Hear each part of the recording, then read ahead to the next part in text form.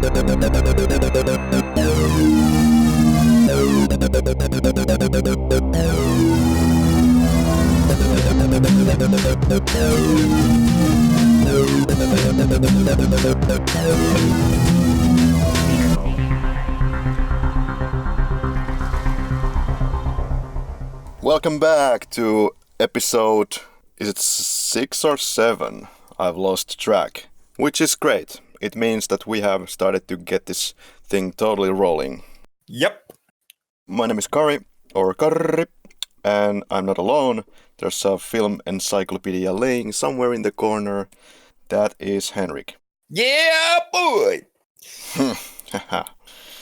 Alright, so the Flick Lab is generally about movies. Deal with it. Now that I think about it, if we would go with the niche, say that we would just be stuck with the forever just watching Michael Myers movies until the end of the world, or horror movies in general, that would really get boring and pigeonholing very soon, right? Well, you can talk for yourself, because in my case, I guess the niche would be weird Belgian porn. Oh, well, okay. How many words can you... You have to be maybe you could pull it off. I can grant you that. You could talk in millions of ways about Belgian porn. What's with you and Belgian porn? You can pull it off once you are art house enough. What are we talking about this time? Oh, we're talking about Evil on Two Legs. He has come back. His name is Michael Myers. This show should be powered by a drink, but to be honest with you, I had no idea which drink is powering Halloween 4, the return of I would say Michael it's Myers. coffee, because they make special note to brew it at the later end of the movie. Well, that's correct. So this means that I will definitely have to put some coffee dropping in between this episode somewhere. Other than that, there's some good old mineral water, nothing else of course. So Halloween 4 is the triumphant and long-awaited return of the masked killer Michael Myers. He actually died in Halloween 2. He burned to a crisp in the hospital, as did Mr. Sam Loomis, his doctor. So you might ask, how in the hell are they going to bring them back? Or actually, you would not be asking that because you probably have watched the movie already. Anyway, what are your feelings, Henrik, about bringing back Michael Myers yet again? I think it's quite interesting to kind of this whole bringing back Michael Myers, because like you said, it's a hard stunt to kind of pull off, since Michael has been killed twice already. Once at the end of Halloween 2, and the second time when they made Halloween 3 and practically tried to kill the whole franchise. Yeah, sometimes I wonder if that was a conscious decision on Carpenter's part. No, all kidding aside, I think he really wanted to do some kind of an anthology series and continue that with Halloween 4. But unfortunately, Halloween 3 didn't do so well. It was a $2,500,000 budget, and it turned in the box office something like $6 million and a little bit on top of that. So it wasn't really a success as far as the producers and the studio were concerned. And of course, it was then the producers' idea, or they forced it really. The producers wanted Michael Myers back. Mustafa Akkad said that Michael Myers must come back. Yeah, which really paid off, since Halloween 4 ended up having twice the budget of Halloween 3 and only made something like 3.7 million more. So the budget was 5 million? If I remember correctly, it was over 10 million. Nice. And how much did it make? Halloween 4. I mean, no, the budget was 5 million. You are absolutely correct. And the box office was 17.7 million. Decent. It's starting to remind me of the modern day horror movies. So yeah, but not. Yeah. But then again, Halloween 3 was made with 2.5 million and pulled off 14 million. So, Yeah. so you kind of see how doubling the budget and counting on Michael Myers was maybe not the game changer that they were hoping for. Yeah, that could be. But that being said, these movies just kept on coming throughout the rest of the 80s and the 90s. Dwight H. Little is the director of this movie. I have seen some of Dwight H. Little's movies for sure, but I can't think of any of them. Do you know something? Of course you do. You're better than IMDb, so searching Henrik, please tell me. I don't know about being better at the IMDb, but yeah, I have seen some of his later work. Like I was a kid when Broken Arrow was a huge thing, and John Travolta was still kind of a hunk, and Christian Slater still could actually LARP that he has some kind of a career. And then I have seen the Wesley Snipes thriller made when he was still a big action star and not yet had gotten his prison sentence for tax evasion. The murder at 1600. Oh, I noticed where I know Dwight H. Little at least. It's Prison Break. He apparently, he directed 5 episodes for Prison Break. So that's definitely one, and a few 24 episodes, and apparently 1 episode for X-Files and Freddy's Nightmares. So he's kind of all over the place. Yeah, making all of the classics. Yeah. But with little considerable amount of his career is being made in TV and in classic movies and ever-loved masterpieces like Tekken, the film, which kind of follows up with, or you can, in Tekken actually, you can see kind of the same attitude carried over from Halloween 4, where Halloween 4 was a slasher movie without that much blood, and Tekken was a martial arts movie with not much, with goodly cinematographed fighting. Yeah, the script is by McElroy. The scripts that they had at that point when he was brought on board apparently, quote, didn't work, and they were running out of time as there was a writer's strike coming. And Mr. McElroy wrote the script in 11 days, beating the writer's strike by just mere hours. And McElroy is also a Halloween fan. He's Dwight Little's writing partner and a good genre writer, at least according to Dwight Little.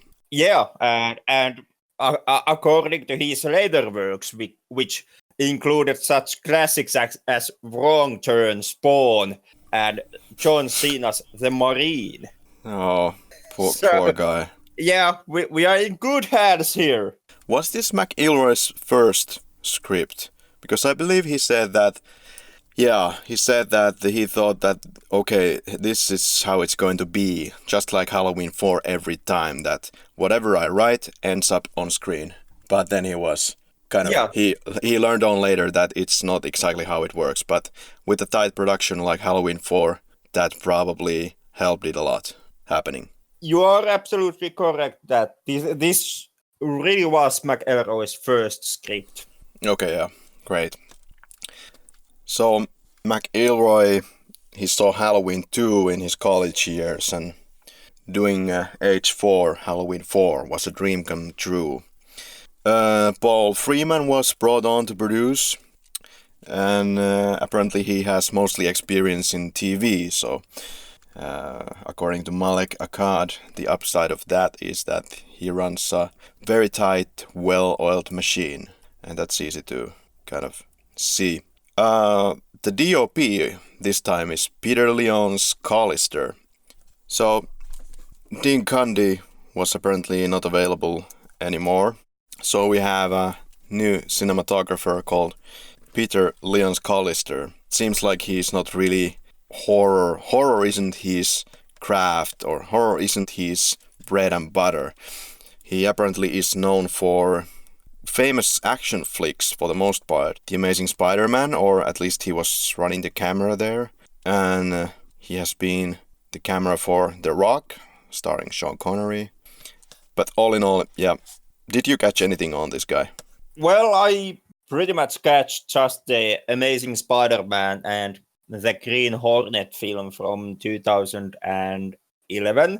And once again, like with the rest of the production crew here, that was the point where I lost all my interest and was just, preparing for the worst, knowing that once again we are in good hands here. Thankfully, though, in Collister's defense, unlike McElroy and Little, Collister did not work in Tekken. So, if I would have to say something nice about the guy, he did not work on Tekken. Okay. So, was there did you see some problems with his cinematography here? I actually quite like his cinematography here. There is, for the most part, I would say it's passable, but then there are some scenes that I think are extremely well made and shot. They are not. This is one of those movies that is not a treasure chest for great scenes. No, but there are those to be found, and there are some really great scenes in Halloween 4. There are okay scenes. I wasn't really too impressed by the cinematography here. If I should say something at this point of the podcast, I did like some of the scenes with the fog, and there are some okay night scenes, but overall the lighting lacks the shadows of Dean Cundy. There's almost nothing that is completely hidden, at least in the exterior shots. So that disappointed me, and generally there are less shadows cast on the actor's face. Yeah, it seems more like a TV movie for me. Sorry. Yeah, there is. You are right on that criticism. Like I have to admit that when it comes to the shadows, there is a noticeable lack of them. But at the same time, I guess that I enjoyed more some of the night scenes in this film. Like, for example, the outdoor shots of the schoolyard with the swinging slowly in the October night. Yeah. Or later on, when Michael attacks the rednecks, leaving the town of Haddonfield, and climbs on the car and attacks, the people, the rednecks on the truck. And I think that there is really great atmosphere, for example, and this haunting kind of a almost supernatural feeling in that scene. So those kind of scenes are something that really stuck out for me. Yeah, all in all, it looks too bland, too plain. Unlike in the first, or even the first 3 Halloween movies. It doesn't really play on the shadows, and in general, there's a lack of hiding things. I can't remember anything specific that was totally hid out of the frame by just the mere lack of light, except in the scene where one of the cops is killed inside Meeker's house. So there are those very specific moments, but it's not like the whole movie is playing on that. So yeah, it's different. The movie is shot in Utah, and for that we can blame Mr. Paul Freeman, the new producer, because he had shot some movies there previously, so he thought that it was a good idea to do it for Halloween 4 as well. To the guys, I can say that, yeah, some of the houses look like they could be in Haddonfield. But all in all, I get a totally different vibe of Haddonfield in this movie. It doesn't feel at all like the same place. And I believe I thought so as well, even before I knew that they had shot this in Utah. Any thoughts on Utah? I never had that problem with the houses or the general look of Haddonfield in this movie. Every time I have seen Halloween 4, I have always been kind of ready to buy in to the idea that this is still Haddonfield and this is the same town. It's never distracted me that much. Okay. Dwight H. Little said that they wanted to avoid referencing H2, to avoid all the logic police questions like what happened to Loomis, etc. You could argue that they tried to avoid that too much. He wanted to capture the essence of the first movie and not get bogged down on Halloween 2's logical problems artistically. But then there is still the problem that even on the first times that I saw this movie, it's made painfully confusing that they don't explain completely what happened to Michael Myers or what happened to Sam Loomis. Yeah. Those were real problems. I can see Little's thought process here and wanting to avoid kind of painting yourself into the corner, because trying to find any kind of a logical explanation on how Michael or Loomis could have actually survived the ending of Halloween 2 is an impossible task. The hospital room exploding and Michael walking out of the room covered in flames and then collapsing and slowly burning on the hospital floor. It's a scenario that you no longer can explain away logically. Like, there's whatever explanation you are trying to come up with, there's always going to be huge holes that are easy to point out and easy to pick. So in that sense, I think that Little was on the right track and made the right choice when he just brushed the whole thing under the carpet and just acknowledged that, yeah, it happened, but never went any deeper on the matter. But at the same time, I would believe that everyone watching this film, the first thing that comes into anyone's mind is, well, how did Michael and Loomis actually survive the ending of H2? In the original script, there was a lot more explanation given for what happened there. The original script was beginning with a look on a hospital corridor, looking at a wall with the camera zooming or moving in, panning in, and then the wall would explode and you'd see Loomis flying through the wall close to the camera and maybe off the camera, and you would know that Loomis survived the explosion in H2. And after that, I believe he would walk to the part of the corridor where Michael was, and the firemen would come to the scene and Loomis would just say that just let him burn, or something to that effect. And this kind of completes the part of the opening of the movie, or the pre-opening, which we never saw, and then the movie goes from that to the starting titles and to the fields that you see in the final movie. So that's one thing, and there's a lot of things, a lot of small references to that. Yeah, that could be a thing that could work in the movie logic. But once again, surviving the explosion and flying through a wall, basically anyone could point out that Loomis would not have survived that. The explosion itself was, as shown in H2, it was bad enough to actually kill off Michael and Loomis straight off the bat. Not to mention the fact that had there been a blast wave that would have pushed Loomis through a solid hospital wall, basically that push would have caused internal injuries that would have killed off Loomis. Yeah, It- absolutely. Yeah, it's a noble attempt, and it's something that you can pull off playing that. Well, we are using the movie logic here, and this is a horror movie, so these are the logics we are using.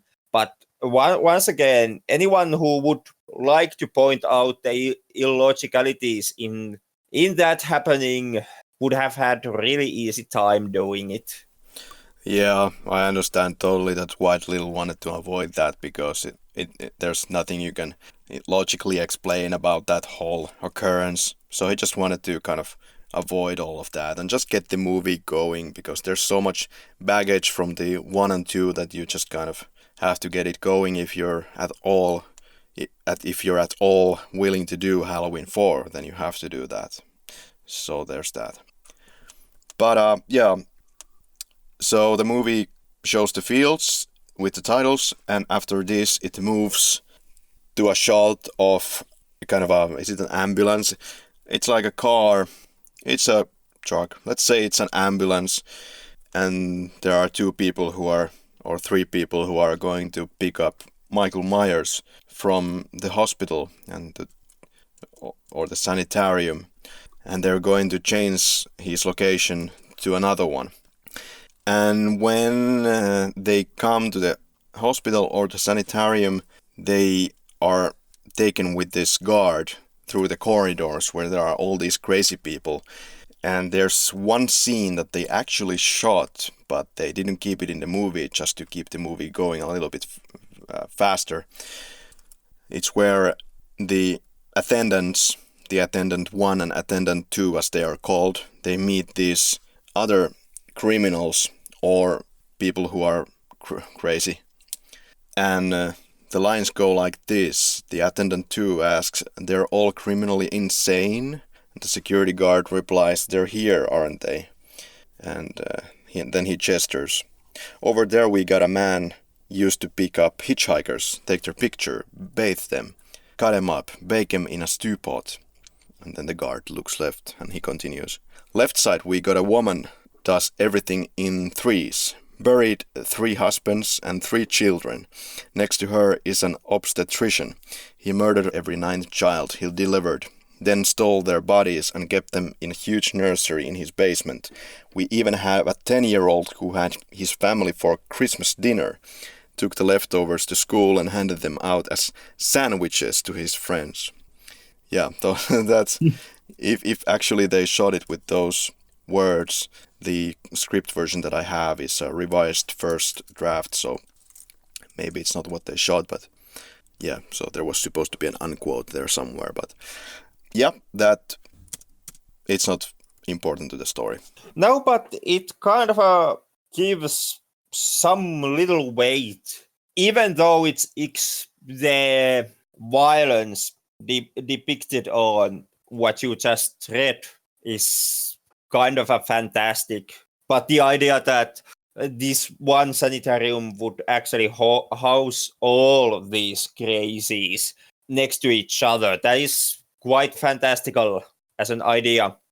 But at the same time, losing that scene kind of robs something out of the extreme paranoia that the security guard exposition is spewing, because there is the line that you never get used to the faces.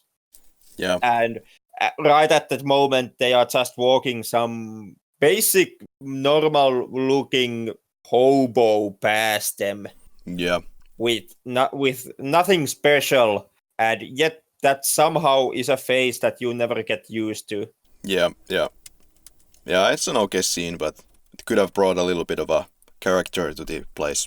Michael Myers is taken to the ambulance car, and there we get to the first scene of action already. So we get a shot inside the car, and there's this other male medic talking to the female medic, and his head is now hit against the ambulance car's wall by Michael Myers, who has just woken up from his long coma of 10 years or so.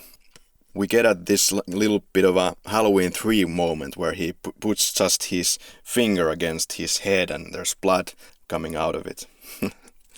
Yeah, you can only kind of wonder what is the strength of the bone structure in Michael Myers' arm when he can do that kind of a thing. I mean, God help me if I would try to push my finger through another person's skull. I would just break my joints in trying to do that stunt. Well, this is an easy answer. Super easy answer. His finger strength is as much or more as Conal Cochran's robots. This is actually one of the shots that was shot later for the movie because somebody decided that it wasn't gory enough or punchy enough, so they added some gory scenes to add a little bit of blood into the movie. This is one of those shots, and the other one is when Michael Myers is ripping off the Earl character's head in the car at the very end, and he's ripping the head basically out of its sockets or ripping it so that there's blood all over the neck area. Yeah, these more violent kills really stand out in this movie because otherwise the movie is trying to I don't know which is it because the director has made the statement that they were just trying to pay homage to the original Halloween, which was really low on violence. Yep. And it did not have these gore shots, and has mentioned that Moustapha Akkad himself did not like blood at all in movies. Mm-hmm. So these two things would be the reasoning for the low violence in Halloween 4. But at the same time, you have to wonder if the violence was toned down just so that they could get a PG rating for the film. But yeah, these more violent kills really stand out against the rest of the film. And they are somewhat ironic, of course, seeing how John Carr Beecher, who they got to shoot all the bloody kills later on and made the Friday the 13th Part 7, which had all the violence cut off. So they're just, go ahead and enjoy filming your violence while you still can, Beecher. Is this still the case when we are watching our glorious DVD and Blu-ray collections? Or is there a version where the violence is shown? Because they were cut originally, but do we see them nowadays, these scenes? I actually don't know the answer to that because once again, okay, I'm going off with my VHS tapes. So yeah, okay. I don't know the latest collector's edition of Halloween 4, but the best of my knowledge and based on the research I have done, no, this is the amount of violence you get in this movie. Okay. Yeah, Dwight Little's direction with this film kind of reminds me of what probably David Gordon Green is now trying to do. But yeah, we have already seen some still photos that tell that this movie is going to be much more violent than the original Halloween. Now I'm talking about the Halloween 2018. But Dwight Little looks like his direction was more like aching to Halloween 1978. So props for him for that.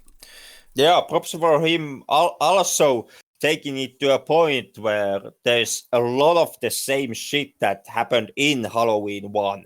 Like Michael escapes custody and then he eats a dog and it gets bullied at school. Then Michael kills a mechanic to steal his clothes. And Loomis hangs with the sheriff, and sheriff's daughter is one of the victims. And finally, Jamie runs down the street crying for help like Jamie Lee Curtis did in the original. So I know. Yeah. There's even more nods to that effect in the script that I've read. For example, Jamie is walking near the school on the sidewalk.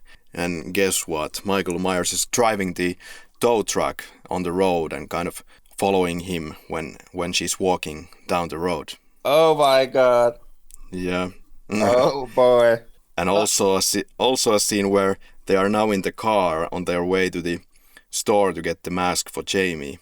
Michael is following them with a truck, and he bumps into this car somehow or something, and then Lindsay or whoever it was, this friend character of Rachel, says, "What a jerk," or something like that. And then he does a U-turn, Michael Myers, and goes away, a little bit kind of stalking and looking at the car. Yeah. Well, Michael's driving in this movie overall is kind of on the weird levels. Yeah.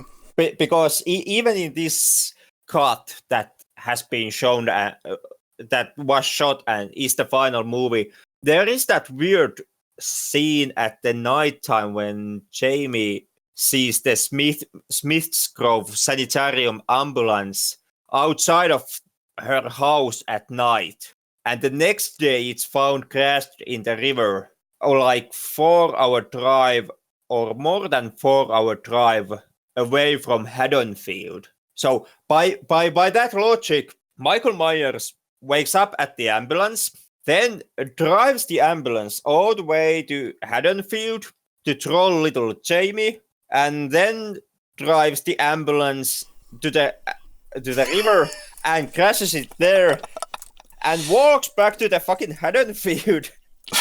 Like, what was the thought process there, Michael? What was the plan? Can you tell me where Jamie sees the ambulance, because I must have missed this big time? It's just before her stepsister comes to sit next to her and asks, "What is it? Trouble of sleeping again?"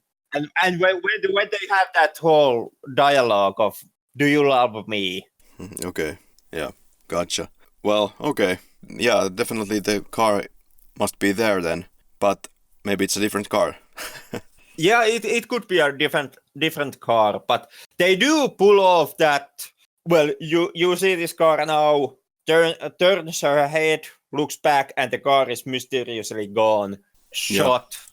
So they were playing on, that creepy atmosphere already with the ambulance.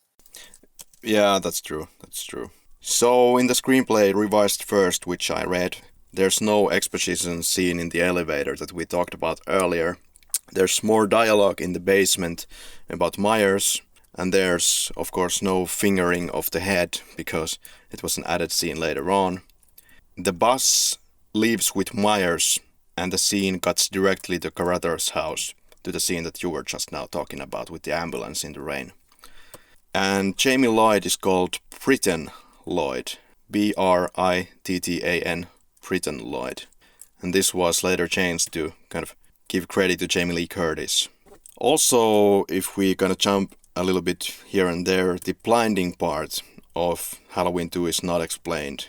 In this script they talk about it a little bit, like Hoffman mentions that he's blind, so where can he go when they're inspecting the ambulance in the river? That's a good point. So, and Loomis insists Hoffman to call Smithsgrove to check on Myers' status. Loomis gets the satisfaction when Hoffman calls the Smithsgrove, and they tell that Michael Myers still hasn't arrived, in fact, but they say that that's probably nothing to worry about, that they are late in the schedule for 2 hours. But when the phone call ends and Loomis is sure that something is wrong, he smiles and gets out of the door and all the stuff that you see in the movie. This is something that I always kind of wondered about the gas station scene, because it looks like some scenes were cut there. So in this draft that I read, this is what it says. Loomis says, "God damn you, Michael," and unquote. Then it says that Loomis raises the pistol and fires 3 rapid shots. Booming thunder in the diner's hollow, the windows shake. The shape bucks and falls from view behind the counter. That makes sense. Loomis waits for movement, nothing. He waits. Still nothing. He lowers the gun and moves quickly toward the counter, cautiously leans over, and Michael is gone. So that makes much more sense than Michael just disappearing like in the first Halloween. In this final version, we see that Dr. Loomis shots about 3 times, and then he just disappears from his view. But we also see in the final version that he goes over the counter to get a better look, like, where is Michael? So that suggests to me that they shot when Michael is actually falling down.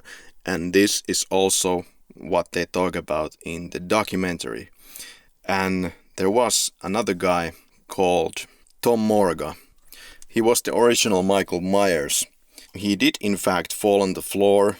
For some reason, Dwight Little wanted some kind of reaction from Michael Myers when he's falling on the floor. So Tom Morga thought it was kind of weird, but okay, he does it. He falls on the floor, and he also falls on the floor with some plates and makes a lot of movement. And in the dailies, when they checked that scene out, they didn't quite like it. So there was a lot of internal discussion, and Tom Morga was fired. There was a lot of concern from Mustafa Akkad. They felt really proprietary about Michael and to get it exactly right. So Tom Morga is still in the final film. He did the gas station Michael. He did the truck driving out of the gas station. He did the putting on the mask in the store. And he was shot on the face with the CO2 at the later parts of the movie. And he's also the shape that puts the shotgun and Kelly Meeker through the wall. So that's his contributions to the movie. They interviewed 3 or 4 people. They wanted somebody who is 6 foot or bigger for whatever reason.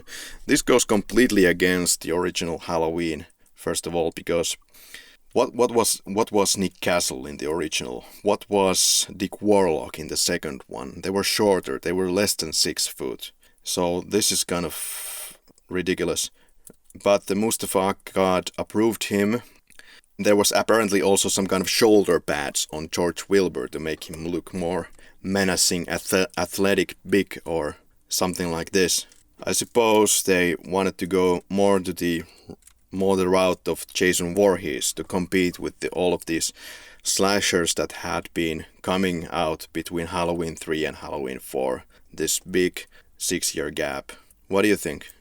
Well, I first of all, I think it was a mistake. Yeah. Go for this more muscular Michael, because one of the things, the main points in the first 2 movies with these slim, not so tall actors was that everything in Michael was supposed to be as average as possible, to highlight the point that Michael in himself could pretty much be anyone. Yes. Like, yeah, he wasn't supposed to be muscular or very athletic or a big guy, to highlight the point that he's not something that is physically special in that sense, but he's as close to the kind of a faceless everyman that you can get. And that is the one of the directions that these later Halloween movies kind of take, which I think is kind of missing the point on Michael. Yeah, absolutely. But then again, there is kind of to be seen some logic in going with this attitude of making Michael more of a football player, because that you could make the argument that making him bigger may seem like an easy way to make him more scarier, because now he's a big, strong, muscular guy, and there is some threat automatically to be added to that kind of a body shape. Yeah, I just thought it's a bad idea if you're going to do something that resembles Halloween 1978, then maybe you want something that is a little bit aching to the original. But okay, maybe this was a producer decision and out of Little's hands. Yeah, that is one of the kind of a missed points when it comes to Mustafa God Yeah. wanting to stay as close to the original as possible. That is one of the instances where one could make the argument that they did not completely understand the first two movies that they were so keen on playing a tribute to. Yeah. Yeah, and it feels like it's clear as day when you look at these movies right now that they should have gone this route. But yeah, I wonder how it would have turned out if Halloween 4 was made today with all of the backlash from the internet and all of the information that you have out there. I think they would have taken another approach. Quite possibly, yeah. If you add knowing the backlash, I don't think they think that they still could have taken the right approach. Yep. If making Halloween 4 today, because in that case they would have just tried to play it as safe as possible and try to address as much of the backlash as possible, and then you would have kind of a paint by numbers playing it safe horror movie, and those usually tend not to work. Yeah. A little excerpt from the script again. At the gas station, there's something different here. Quote, looking at Loomis in the diner's window, the sound of a wooden match being struck. The shape's hand draws out and drops the match toward a pool of gasoline. So, unquote. So this script here is much more descriptive and shows the shape doing much more things. So unlike in the original Halloween 1978, we mostly just saw the effect afterwards of what was done off screen. But here everything is laid out clear as day. So the shape gets a match and blows the whole place up. Yeah, Halloween 4 is more action oriented, especially from the shape. It is more action oriented and it's showing the things that I just said. For example, when Rachel and Jamie are going at the end of the movie to the top of the Meeker building, Michael Myers is going through the staircase and actually shown to go past all the blockages, the chairs and garbage that they have thrown into the staircase to ward him off.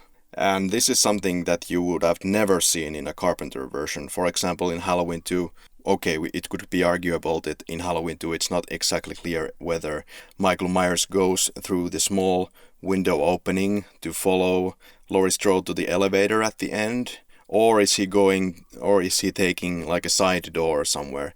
But in my opinion, he's going through the small window part because he's stepping on all of those pieces of glass that would not have been in front of the door, as far as I have mapped that area in my head.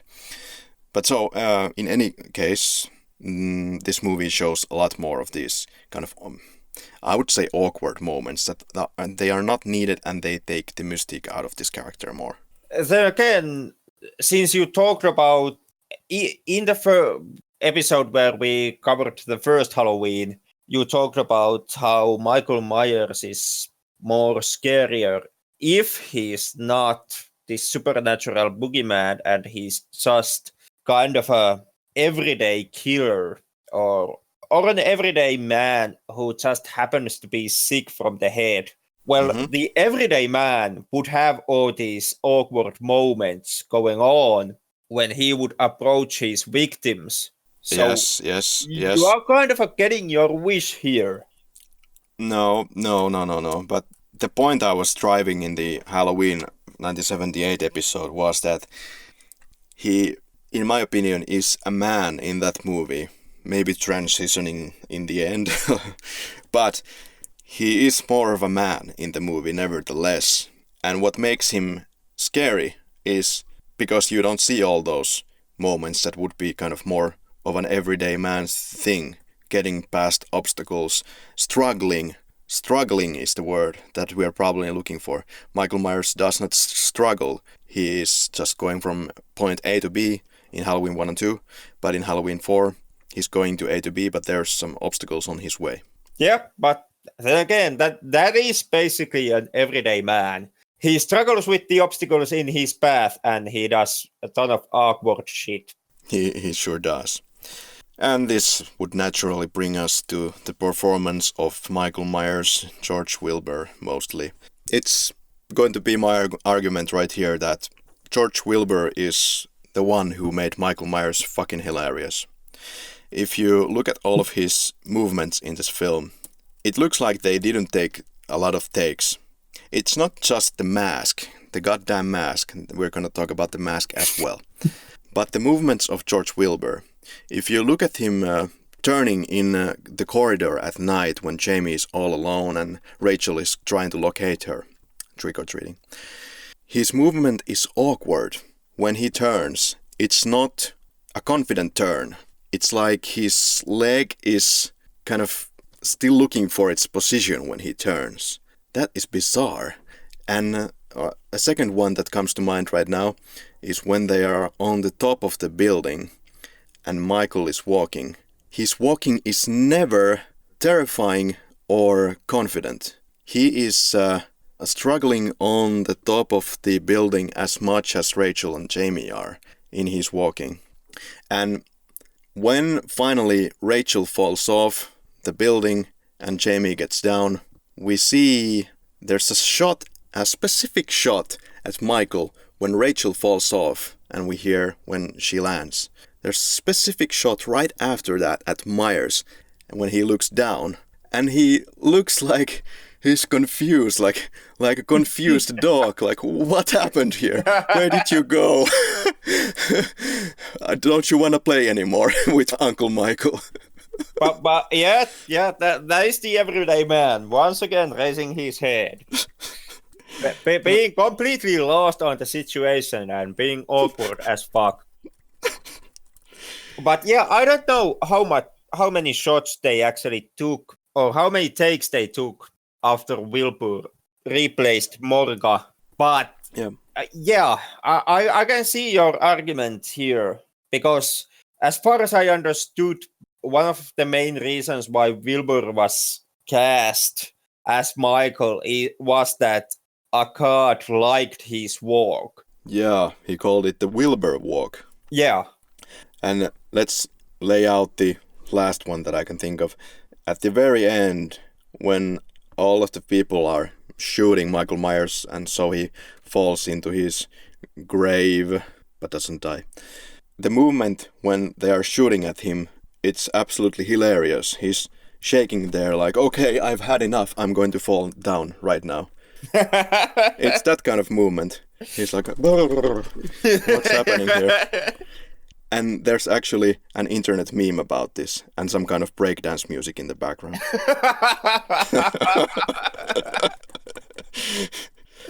So, yeah, at least it was funny. Yeah, the final confrontation or the angry mob gunning down Michael, all in all, is kind of a thing to behold in all of its hilariousness. Like that would have been the kind of the last moment where you should have had actually at least some blood bags used and have some blood and viscera at the camera when they gun down Michael, and it's the end of the goddamn film. But it's just Michael twitching awkwardly. Yeah, that's paying it homage to the original Halloween once again. You have an angry mob shooting goddamn must be hundreds of shots at Michael, and Michael twitching there, and not blood inside, because we are playing a homage. Yeah. One of the most well-known scenes out of the script that they never shot is when Rachel and Jamie, or Pretty as it is in this script, they are walking in late afternoon and the sun prepares to set, shadows are long on the sidewalks, they each carry cones of ice cream, and then these quotes come. Pretty says, "I'll get lots of candy," And Rachel replies, lots, but let mom go through it first. Sometimes people play mean tricks on kids. Pretty says, your mom's real nice, Rachel. And Rachel replies, she's your mom too. And pretty soon, who knows, maybe my parents will make it legal. Oh. So there are these kind of references. Like apparently, well, in the script anyway, everything is not quite even finalized yet. So you might have to wonder how long they have had Jamie. But so as the original script goes, it definitely makes it absolutely clear that Laurie Strode and her husband have died in a car crash. This is what Loomis says when he comes to Sheriff Meeker's department, and he actually says that he's worried about Laurie Strode and Laurie Strode needs to be protected. But then Sheriff Meeker explains that Laurie Strode actually died already. And then Sam Loomis asks if there's any relatives, and so they get to know about Jamie or Pretty. Here are the original quotes. Meeker says, that's impossible. He's supposed to be an invalid. Loomis says, he's here, Sheriff.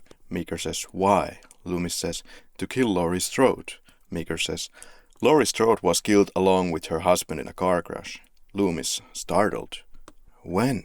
Meeker says, almost a year ago. Left their only daughter an orphan. Loomis leans closer, intense. Loomis says, a daughter? Meeker says, Britain. She's with a foster family over on the west side of town. Can't think of the name. Carruthers, Darlene and Richard. Loomis says, how old is the child? And then it continues with the stuff that we already know in the movie. Okay. So we move on to the breakfast scene, where Rachel hears from her mother that she cannot see Brady tonight because she has to babysit. There's some arguments, and Jamie's sorry that this all is happening. It's really cute when Rachel goes to the room of Jamie and tells her that we can do trick-or-treating tonight, and Jamie says that, can I have ice cream? Jamie asks if she can have double scoops, and Rachel approves. Double scoops. It's incredibly cute. Yeah, I thought it was incredibly cute when Rachel is angry at her mom for having to babysit Jamie and badmouths about Jamie. And Rachel's father actually sees Jamie coming nearby to the ear distance of Rachel just when Rachel is about to start badmouthing, and actually does nothing at all to warn Rachel about the situation. And let Jamie hear the whole thing. Like that is, throwing your own daughter under the bus 101 right there. That it's really good that you pointed out, because it seems that this father is shaping up to be, no pun intended, the biggest asshole of this movie. There's this, and then there is the part about the tie that he messes himself, and he's saying to the mother of the house that, look at this, where can I get another one? Like, she is supposed to be the ass wiper for this guy in this household. Yeah. Alright, so double scoops it is. So they get to the discount mart to get the Halloween costume for Jamie. In the script that I read, again, Michael Myers is stalking everybody in the discount mart. So in the script, the discount mart is actually huge. The script describes the discount mart as a maze of aisles. So the shape is stalking between the aisles all the time, and finally gets the mask. Okay, so both in the final film and the script that you have heard, nobody pays any attention to the weird man with third-degree burns all over his body. Yeah, or the terrible mask. Or the terrible mask, which they still sell in Haddonfield, because the classics never go out of style. Michael should have gotten the real mask. He got the wrong mask from the wrong store. Maybe that's how they can still sell the mask that Michael originally used in his original killing spree in Haddonfield. That they can't sell the exact same mask because that would be insensitive towards the victims of the killing spree, but they can sell this crappy B-take of that mask. Yeah, so As it turns out, the original mask was actually in a tint of a pink color in the face, and the hair was white. So you have to wonder what the hell was going on in the Dawn Post, which actually did the nice masks for part 3. So they can't get the Michael Myers mask right at all. So Ken Horn was the makeup technician, and Ken Horn had the first moment to see the actual finished masks out of the William Shatner mold when the movie was starting to begin shooting. And what he drew out of the package was masks that had this pink tint and white hair. So what they had to do was to paint the hair back to a brownish tint and also paint the face white as it should be. But what happened then is that the mask somehow lost all of its small features. So it looks really pale and one-dimensional. But we could also talk about the eyebrows, which are completely stupid. In the original movie, there are no eyebrows that are colored. The eyebrows are part of the white mask. So they are white. But in this movie, the mask has this surprise look all the time because of the brown eyebrows. Yeah, but not only to ask what the hell was going on with the masks, but what the hell was actually going on with the editing of this film, because one infamous shot of those pink masks still managed to linger into the final cut of the movie, which can be seen at the school scene when Michael throws Loomis through the door. And you know, even then, that's probably my favorite scene out of the movie, because that mask, still with the pink tint and white hair, looks better than the mask that they used for the rest. Ouch! Shots fired! Yeah, because it still has those features, you know, you can see a little bit of those carves going around the cheeks and small details. It looks, yeah, it looks spookier, but okay, well, don't know how well it could go off with the white hair and stuff. So there was a lot of big arguments, and stuntman had an argument with the producer, and finally a lot of chaos ensued. Ken Horn was fired, Ken Horn was rehired. Yeah, it's nice to know people from Fangoria magazine back at the 80s when Fangoria still was kind of the biggest name of the horror scene. Yeah, at the time when print was able to bring down governments. Yeah, good luck trying to pull off that stunt today. Indeed. Donald Pleasence was, for little, probably the biggest incentive to get this movie going.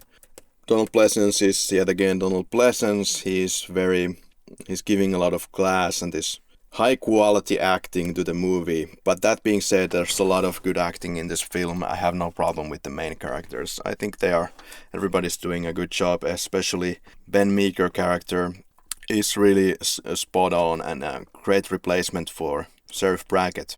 Yeah, and on the same note, you can't be a horror fan and not appreciate Danielle Harris in her role as Jamie in this movie. Yeah, she is really good in this film. I have to get it to her. Hat tip. I'm applauding. Yeah, she does a great job. She's very convincing. Yeah. Surprising. Well, I have to say that one of the best performances given by child actor. Yes, that I have seen. Yes. That I have seen also. You have to wonder if George Wilbur and company were actually scaring her so much that they got the genuine feelings out of her.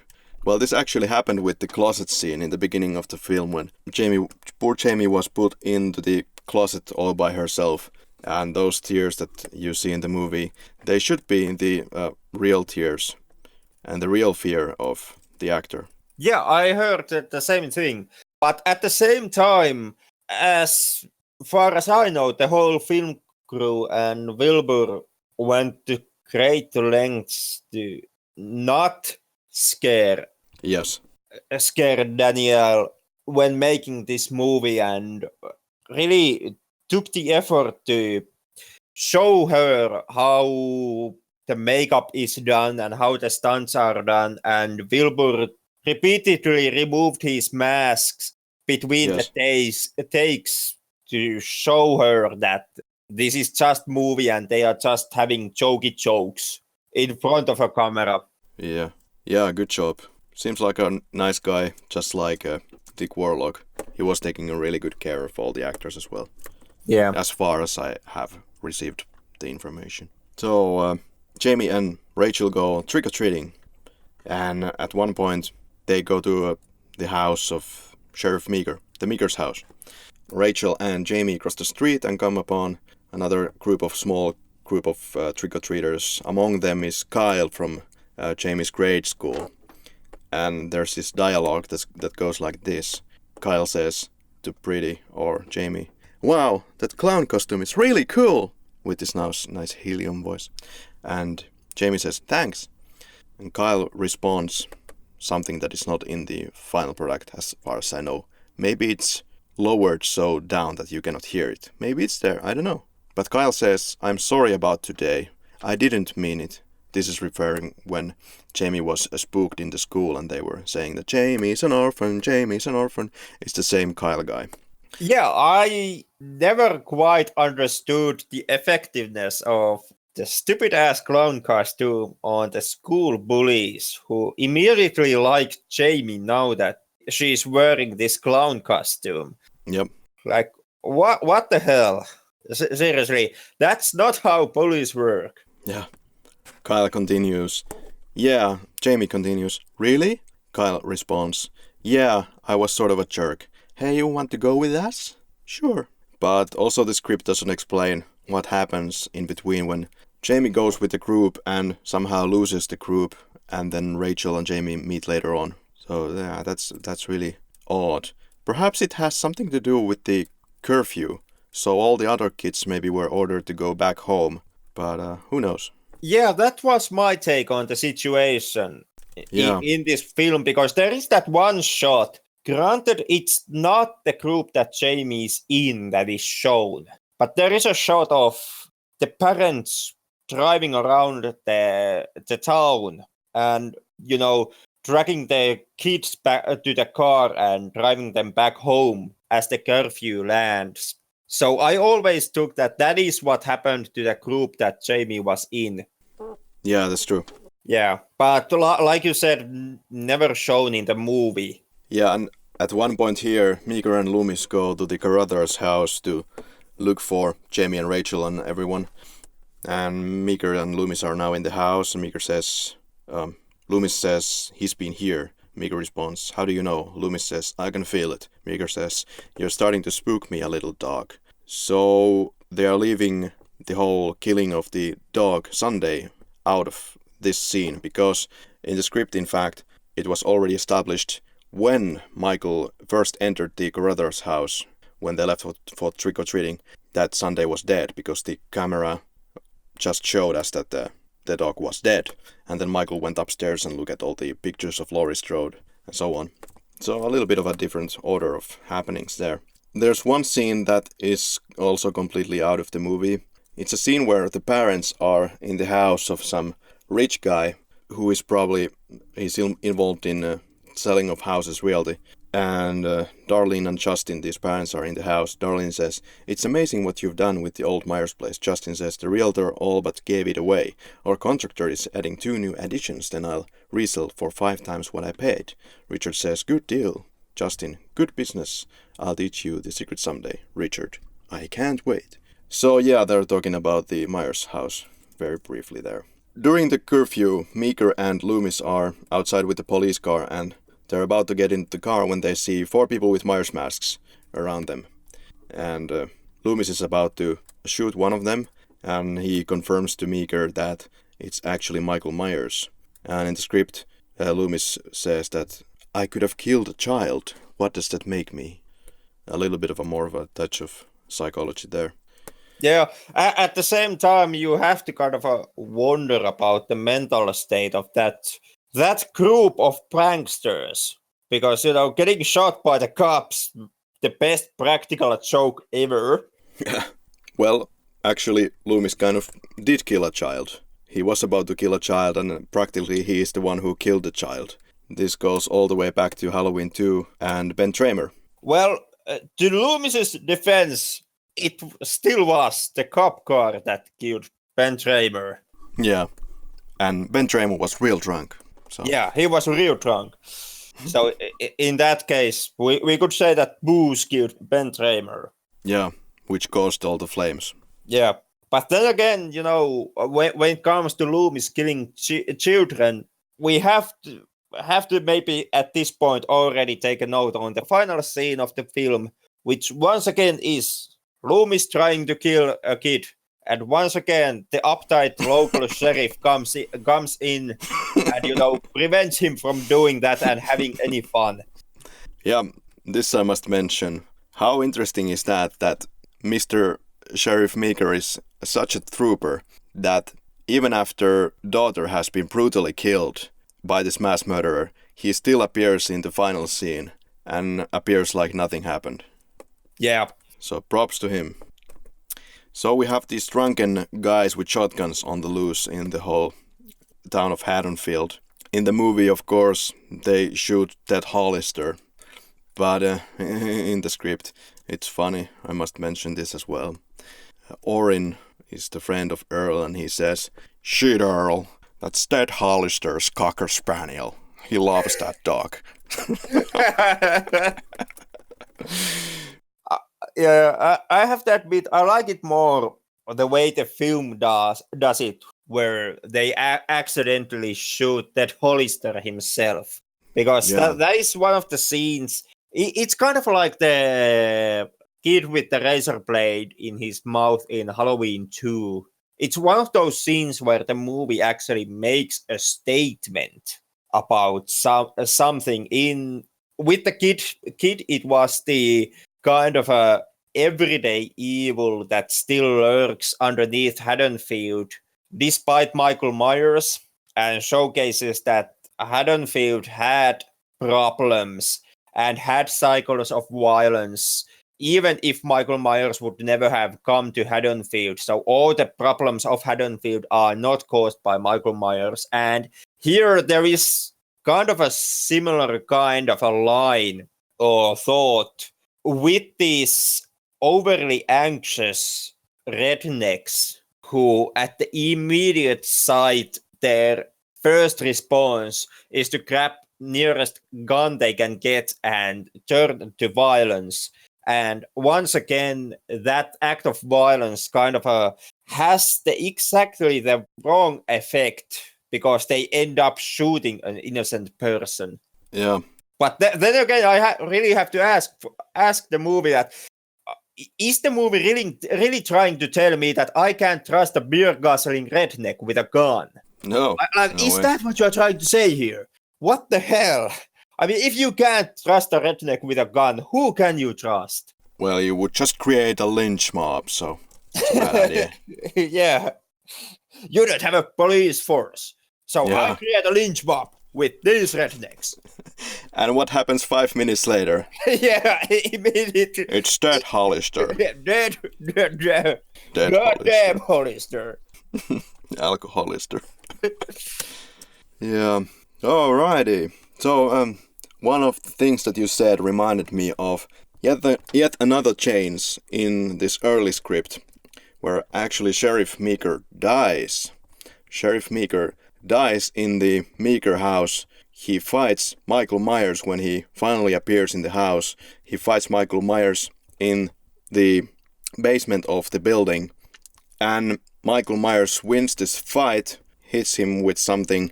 There's some kind of ammunition in the basement, I believe, and this causes a huge fire. This is the reason why Jamie and Rachel have to go to the roof to escape the fire.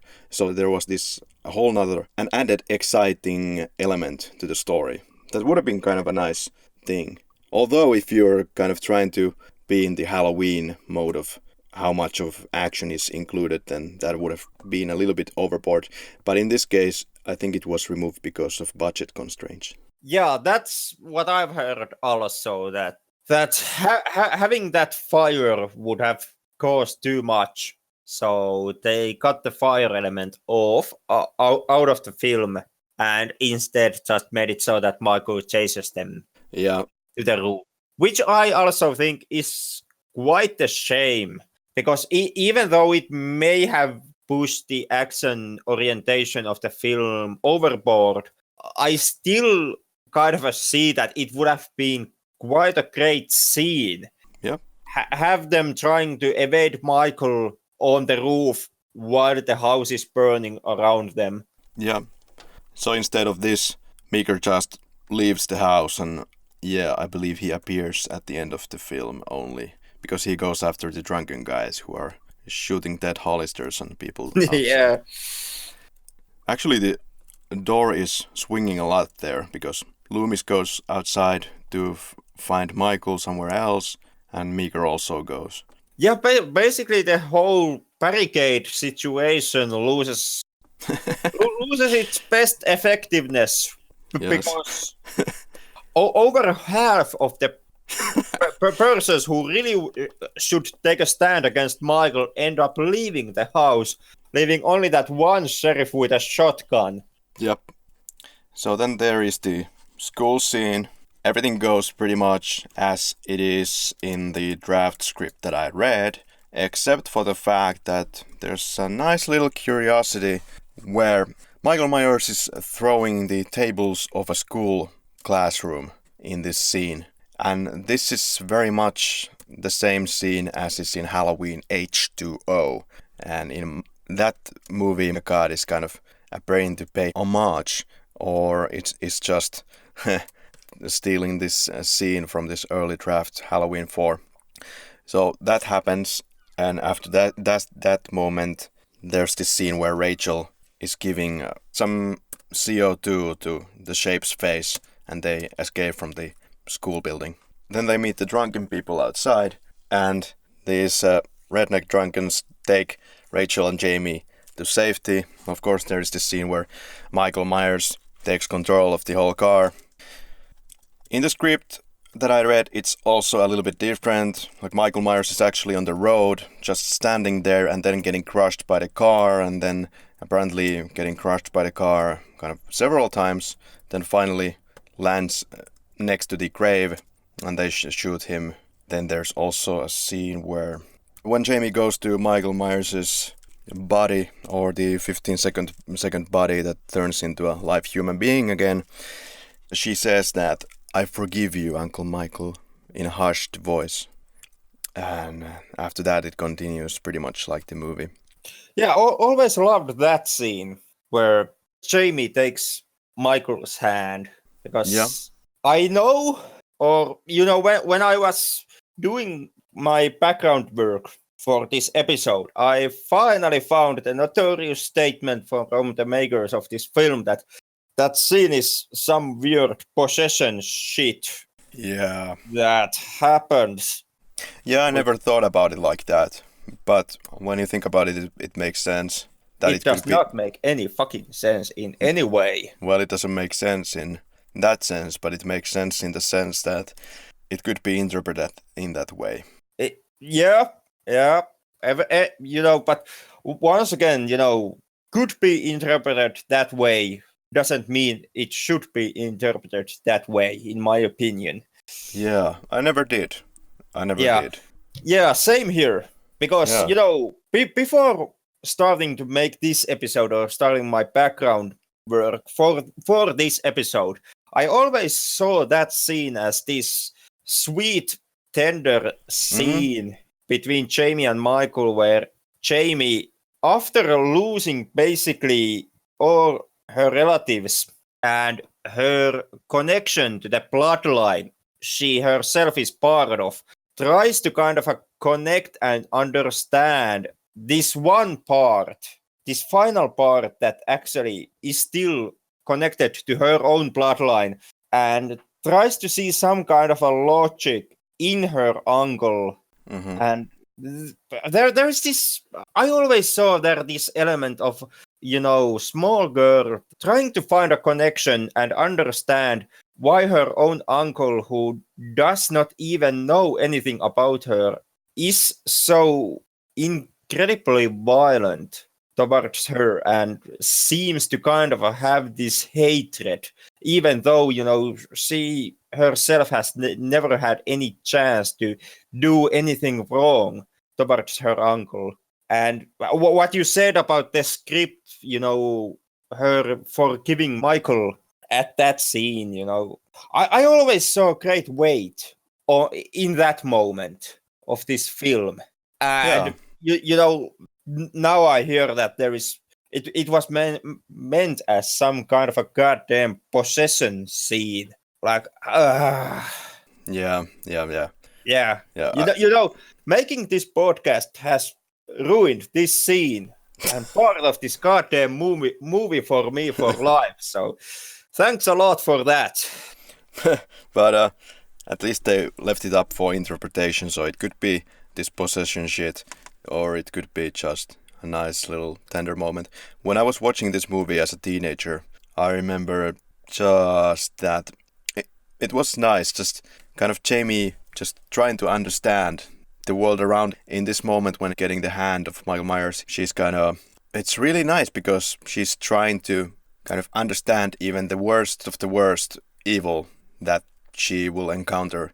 Because if we will go really down the rabbit hole and really kind of get psychological in this podcast, it could show the high intellect of this character in the sense that maybe she understands that Michael Myers is just suffering from some kind of mental illness or from whatever druid shit, whatever you want to think of that as being.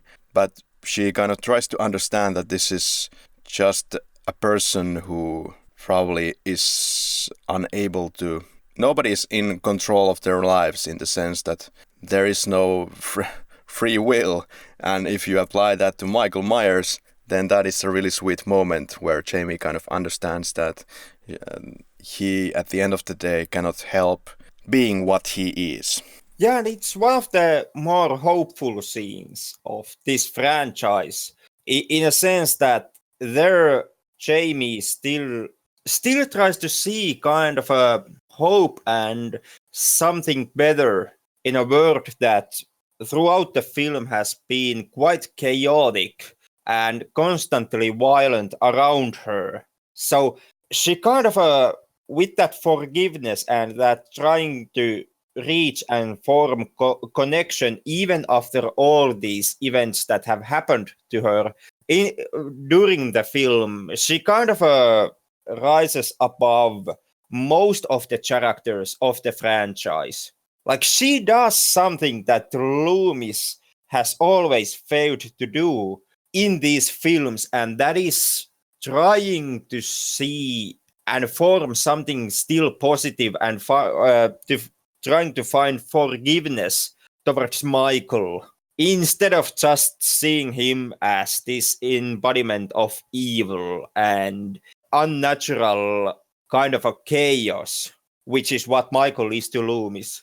There is, this may sound blasphemous at first, but there is an okay moment in Halloween 5 which could have been done a little bit differently. Just to comment on what you just said, that this is the only moment that something like this has happened. Well, there's also a moment in Halloween 5 where Sam Loomis is talking to Michael Myers, saying that you don't really need this butcher knife and let's just end this right here and go home. Yeah, I also like that scene. Yeah, okay. In Halloween 5. And remarkably, that is one of the scenes where Loomis actually works and acts like a psychiatrist. Yep.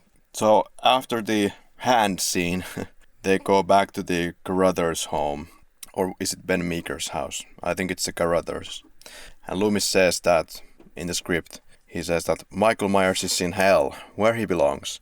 I trust we can forget about him now. So there's just one added sentence here. Michael Myers is in hell, where he belongs. It's in the movie. Yeah. And then we of course see the well-known and quite legendary scene where Jamie is seen as the next killer in line. What do you think about this final twist? I absolutely love the final twist of this movie. That is the scene that is the first image that comes to my mind when I think about Halloween 4. Yeah. Jamie covered in blood, holding the scissors. I will say that as well. That is, well, it's a second scene that comes to mind when I think of this film. The first scene that would come to my mind when I think of this film is when Michael Myers is going up the steps and is about to challenge Brady with a shotgun. That's the scene that I remember the best from this movie. Yeah, but that final scene, that's a real downer. Like, that is a scene that really hits you in the stomach at the end of the film. Oh, absolutely. Especially after you've seen the scene with Jamie and Michael, where Jamie is still having the kind of being the moral high point of the movie and forgiving her uncle all the carnage. And from that you end up this moment where finally Jamie loses the inner battle and follows her uncle's footsteps. Yeah, what makes it especially tragic is the fact that Danielle Harris has made a fantastic job in this film as far as acting goes, and people really care about her at the end of the movie. The character is, I think it's really built out. Some people have said that they don't find any character in this movie that they could care about, but I beg to differ. She was giving such a performance that whatever other downsides there might be, she is great, and I can identify with her. And when everything goes like 180 degrees at the end, it's a shocking moment. It works, even though it's you might ask yourself, like, where do we go from here and what does this all mean and yada yada yada, but it works as the closing of this film.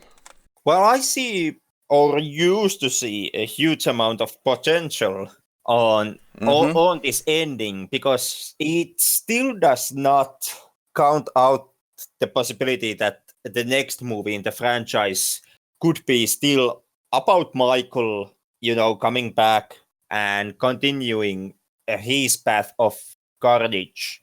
But at the same time, this ending opens up the possibility that the next film could be about Jamie and about her following kind of this path. Yeah.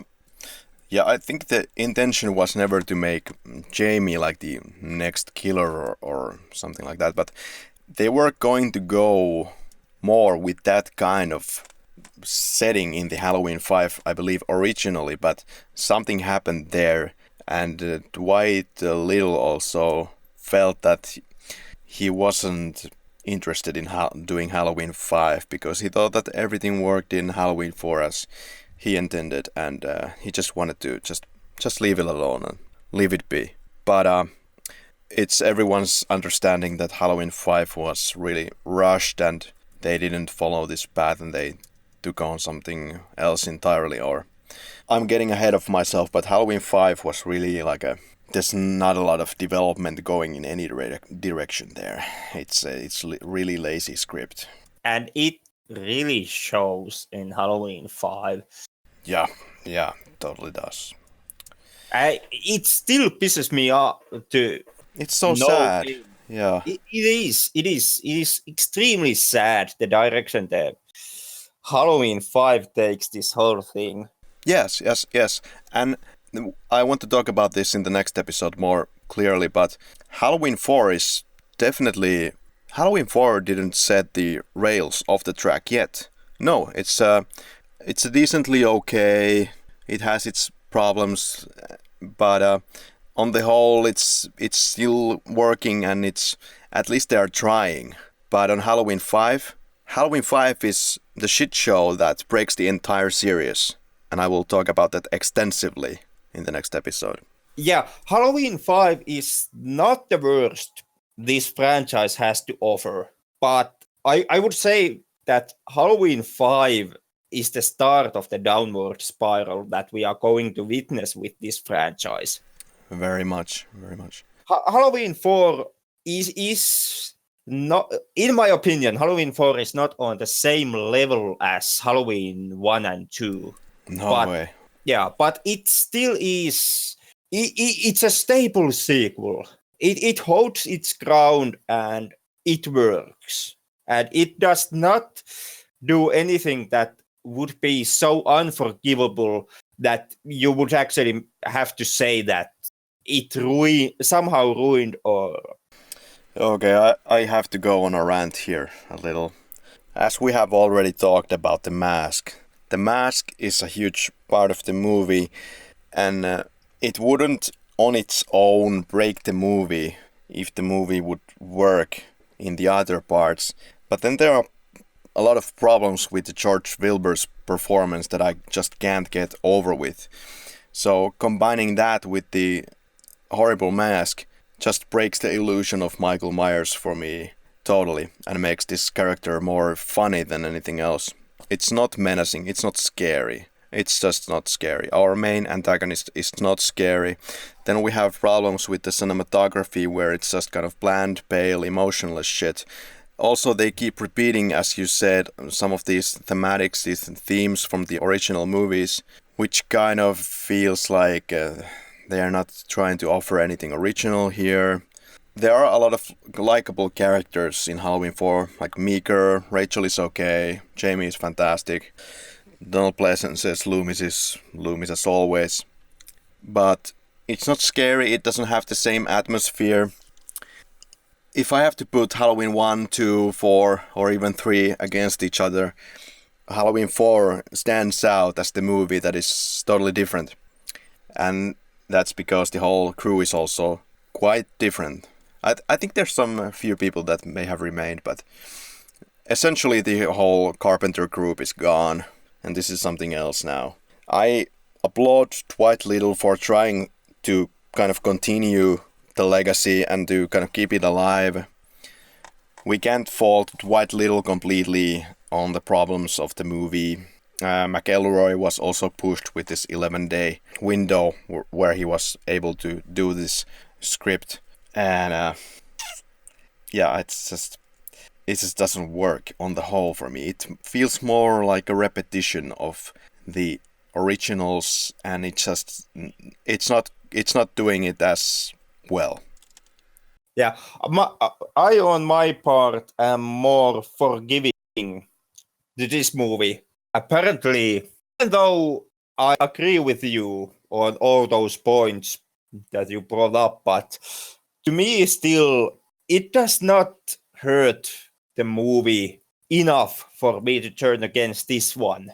And I even since you brought up the scariness of this film, I could come with the argument that this is not necessarily scary, but I still feel that there is a lot of tension to be found in this film, and I like some of the cinematography in this one quite a lot, even though I admit that, for example, the shadows are quite non-existent. But overall, I guess I just forgive this movie more than you do.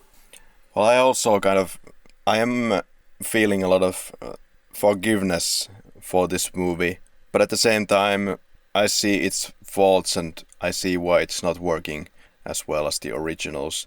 And I just can't understand why they can't get some of these things right, because, I mean, it's okay if you try to do something original, but then again, if you're trying to do the repetition in some ways of the original Halloween, then why the fuck would you not get somebody who would get the same kind of atmosphere with the cinematography? Why the fuck would you not get the mask right? Why the fuck would you not call Dick Warlock, hey, we need this original mask, this is not really working with the Dawn Post mask that we had because they fucked it up. Things like that I just can't understand. Or just maybe trying to tie it a little bit better with the original Halloween 1 and 2. Maybe not with the explosion stuff at the hospital or anything, but I don't know, it seems a little lazy in places. I recognize, I understand all the rush that was involved in this movie, and they tried to make the best out of it. Yeah, compared to 1 and 2, I would say even compared to Halloween, the Season of the Witch, you can clearly say that they were more lazy on Halloween 4. But Yeah. in my opinion, still not lazy enough. Still not lazy enough to end up really hurting the film for me. Yeah, I heard that there was a lot of problems with the crew. And you have to wonder what the hell is going on with this crew when one morning at 4 a.m. they are bringing the wrong mask to the set, this pink one, for this one scene. And, well, maybe they were just out of budget that they didn't feel like reshooting that scene. But the fact that, like you said, it has a lot of good in it, I recognize that. And a movie that you can say you like in many aspects, even if you don't like the main antagonist in it, that speaks volumes about the strengths of the movie. Yeah. I also appreciate the fact that with the ending concerning Jamie, this is the one entry in franchise where you kind of could make the argument that Michael is not completely at wrong here.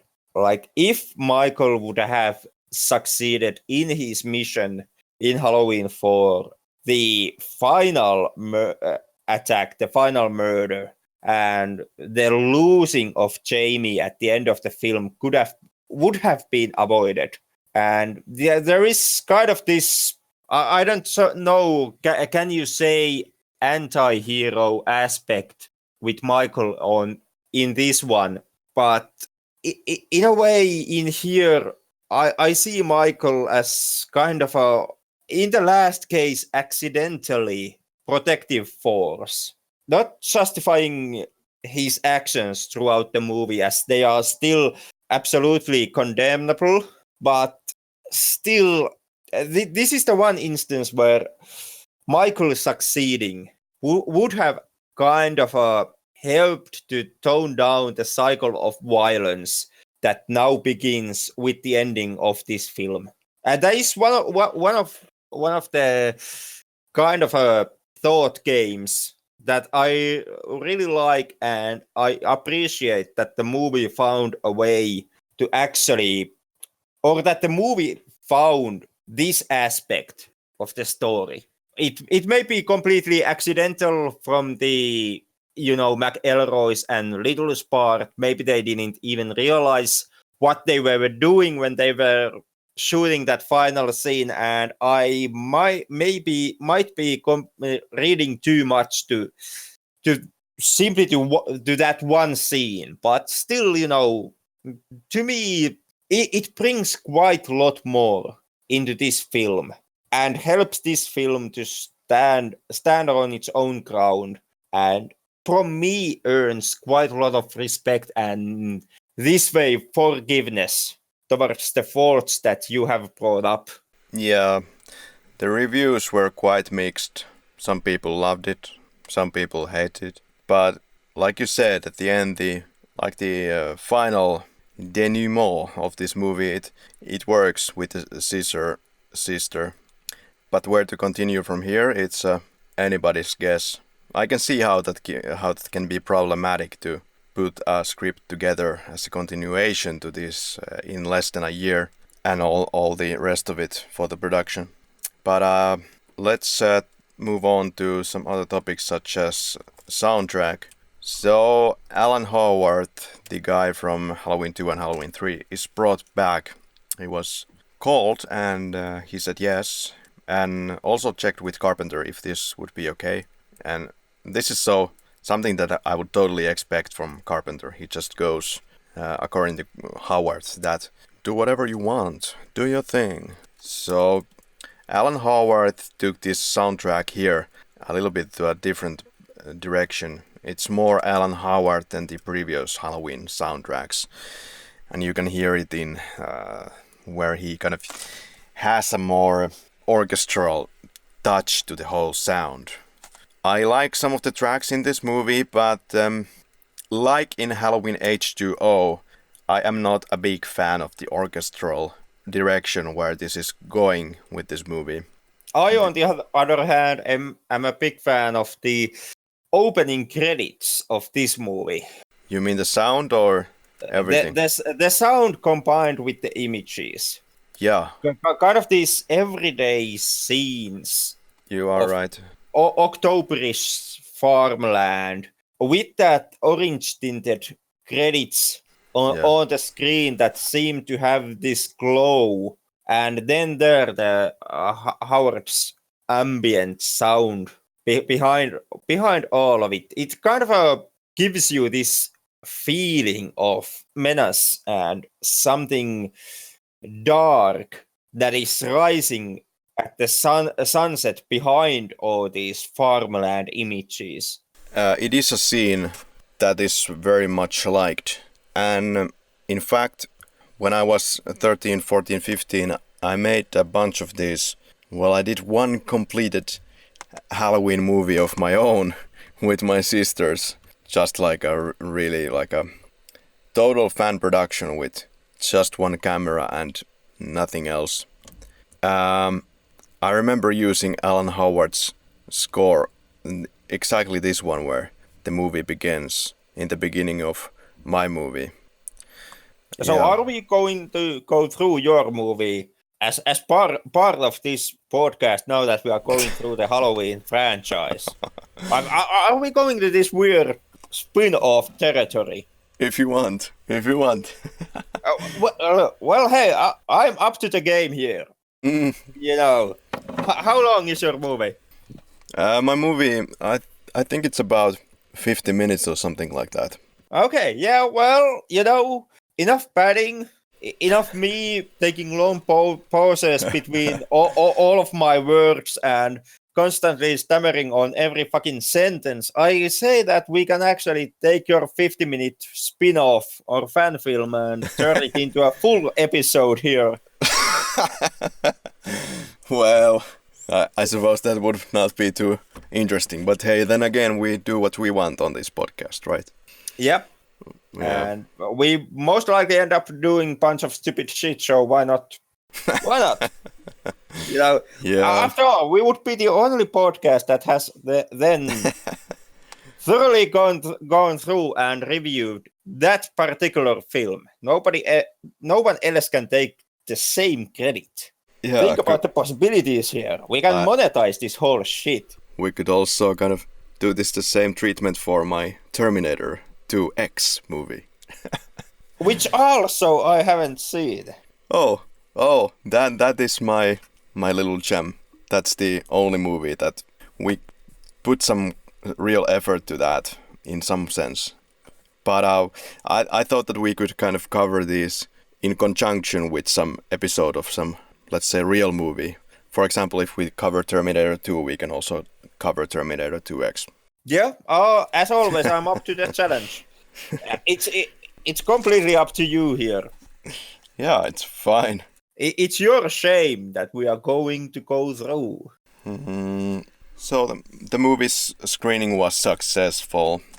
Michael wasn't as menacing as expected, so they shot these additional footages that I already mentioned. Also, that I didn't mention earlier, this scene that is in the gas station when the mechanic was supposed to get a crowbar shoved down his throat. But they thought that it was a little bit weird, so they didn't do that, so they had the off-screen kill instead. But that scene where the mechanic gets the bar, that is an added scene as well. To be completely honest, the movie would have been much more to the vein of Halloween 1978 if they would have just left these scenes out of it. Maybe the ending where he rips the head, that is okay because it's at the end of the movie. But yeah, imagine if there was no information about what happened in the ambulance car. I think it would have been a little bit more interesting. Yeah, I would also say that it would have worked better because the scene after that, when Loomis arrives to the ambulance car that Michael has ditched and looks at this carnage and kind of the aftermath of the ambulance scene, it's it's still pretty effective scene on its own right. And you know what you then get with the ambulance scene in exchange is that one shot of Michael pushing his thumb through guy's forehead. So Yeah. I would also make the argument that it could have worked better had they not added that attack on ambulance, and they would have only shown Loomis arriving at the scene after the bloodbath has already happened. Yeah, because I feel it a little bit cheapens the movie, because they could have made it a little bit more of a classical horror story in the beginning and then kind of build up the tension and the violence in the end. But this is the route that they chose. So then the premiere took place. There was a huge line down a sidewalk, according to Dwight Little. They thought it was for another movie, but they realized that it was actually for their movie, and the crew was completely shocked. It was number 1 in box office for 2 weeks in a row. So commercially it was great, and critically all over the map. And Dwight was approached for H5, but he indeed felt like he could leave this one alone. And I get it. It's exactly what Carpenter did. He went onto the sidelines. About the ambulance scene, now that we're talking about it, in this added scene, one of the ambulance car staff members says this line: "Now I still don't understand." And after this one, he gets the finger to the head. Now what I want you to do is take the "now I still don't understand" and complete the sentence. I always got a thought that it would be natural for him to say, "Now I still don't understand how the hell would Michael Myers survive the whole fire in Halloween 2 and then come back alive in Halloween 4." Or he could have said that, "Now I still don't understand why they need to make another fucking sequel for this series." Or I still don't understand why every goddamn time nobody ever transports these dangerously deranged mental patients at daytime. Because it's always some kind of a nightly storm when some lunatic is being transported from one asylum to the next. Yeah, it's so convenient, and God, they are doing it again in Halloween 2018. Yeah, they are. Now that you mentioned, yeah, it's nighttime when they finally see that the transportation bus has turned over. Yeah. Did you check out the link to the other podcast that I posted? It was so funny when this guy was breaking down all the parts of the Halloween 2018 trailer and saying where all of these parts have featured before in this series. I did check that one out. I didn't, I have to admit, listen to it completely. At some point, I just came to the conclusion that every single, or almost every single scene has been seen in some previous Halloween movie at some point. And at that point, I kind of zoned out and hasn't yet listened to that episode to the end. Well, it's a good point now that we have covered the Halloween 4, the movie, quite well, I believe. There's one more thing that we have not covered, and this is the Dennis Etchison's script before the Alan B. McElroy script took place. So the Dennis Etchison's script is the one that at least at one point John Carpenter was about to direct. This is according to the documentaries that I've seen, the official documentaries. And the Dennis Etchison script is completely different from what we see in the final product of Halloween 4. Dennis Etchison script centers around the characters from the original Halloween. These are Tommy and Lindsay. Basically, in a nutshell, it's a movie about the psychological effect that Michael Myers has had to the town of Haddonfield. And it's not even very clear from the script if Michael Myers is actually in Haddonfield during this movie, or if it's a copycat, or if they're just thinking they're seeing him, or it's some kind of a dream sequence, the whole movie or whatnot. So Tommy and Lindsay are now in the convenient age of teenager age, and they are the main characters. The movie starts with Mrs. Wallace, the mother of Lindsay, and in the beginning of the script, Mrs. Wallace and Mr. Wallace leave the apartment of somebody that they stayed with. They leave with the car and they are on their way to home, but they got caught in a traffic jam. And Mrs. Wallace panics because over the radio she hears that there has been some murderings, and she sees that the ambulances are going to Mrs. Wallace's house. So she panics, gets out of the car, runs to her house, sees Lindsay there, and gets past the reporters to see Lindsay in the house. But then there's some weird supernatural shit happening in this building where it seems like the building is kind of alive, kind of a breathing monstrosity of its own. And some girl is on the stairs in the house, just sitting there and not answering anything to Mrs. Wallace's questions. Mrs. Wallace then later sees Lindsay, but Lindsay transforms and cuts in the middle, kind of like if you think of a zipper, then it's kind of Lindsay cuts in the middle and then it reveals the shape inside of Lindsay, and then Mrs. Wallace wakes up, and there's so many old characters brought back, barely any new characters are present. So there's Lonnie, this bad boy from the original, Lonnie, Keith, Richie, these three guys. Then there is Loomis on tape, there's Robert Mundy reporting to you live, and Lindsay, Tommy, and Mr. and Mrs. Wallace. A dog goes to Myers' house in one scene and bites 2 fingers from Myers, and the dog comes out alive, believe it or not. And at home, the dog starts spitting something out of his mouth, and those are the 2 fingers stuck in his throat. And then Myers grows his fingers back on screen later on. Yep. Then there's Friday the 13th rolling in a drive-in. There are a bunch of teenagers in a drive-in theater, and at one point there's a Friday 13 rolling. Jason goes on screen, and then there is Michael playing with the actual film. He takes the film and cuts it. Michael comes in the frame in front of Jason.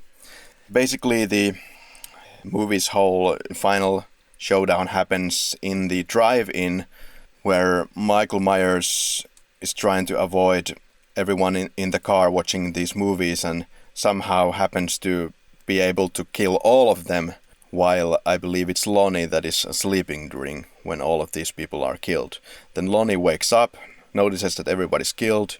Later the police arrives at the scene, they shoot the shape, and he gains some kind of a momentum, some kind of supernatural power from these bullets that get into his body. And because of that, he grows to 12 feet and becomes some kind of a super Michael Myers.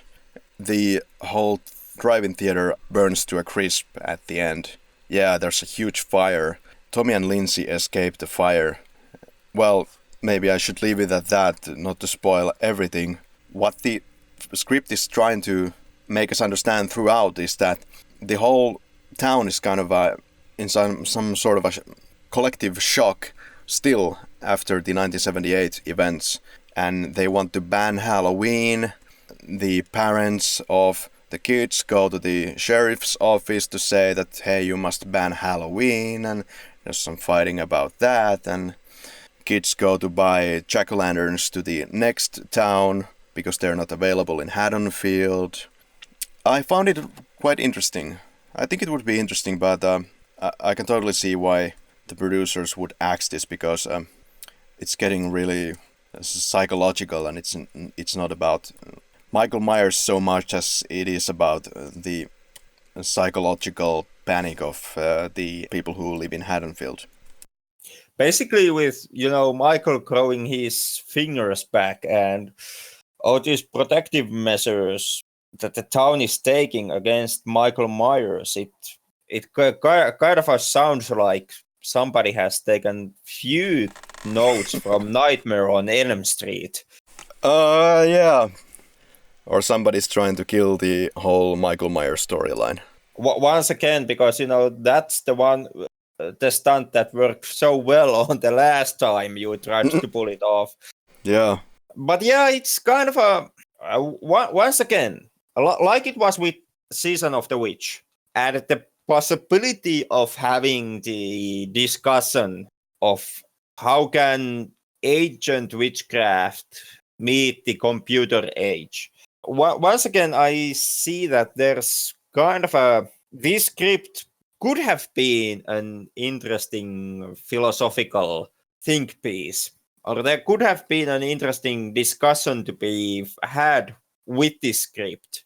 But then again, not reading still having not read the script completely and given it a full thought, I have only kind of a quickly eyed it through. I'm not sure if the script still is strong enough to actually go into these lengths and to have a real satisfactory discussion about these elements and the element of trying to suppress a traumatic event and the damage you can do if you try to force it upon yourself and others. Yeah, like the fault and the great part of this script is that it is actually taking Halloween 2 ending seriously, and it looks like, at least in my opinion, it seems like Michael Myers is not really there, and they are just dealing with this psychological after effect in the town. So I can totally see why a god would not accept this. I can totally see why it would not be successful in the box office. And the dialogue in the script that I read is still a little bit ridiculous, and too much of exposition is done. For example, Lindsay is standing in her room and saying to her father that you don't understand me, and then quote, "But you understand, don't you, dummy? You remember, even if I don't," unquote. But yeah, maybe in the final product it would again be different with less exposition and awkward dialogue. Yeah, this would not work. But it was an interesting read, nonetheless. But as this script was scrapped, John Carpenter was out of the picture, and we have Dwight Little and the script of Alan B. McIlroy. Any quotes that you catch that were your favorites? I have a few. This is from Meager. "That's impossible. Michael Myers is an invalid." Which sounds kind of funny because we all know what happened in Halloween 2. So I always laughed my ass off as a teenager. There's also Jamie when she's lost on the streets. She says, "Whoever you are, I have a big dog with me, he bites."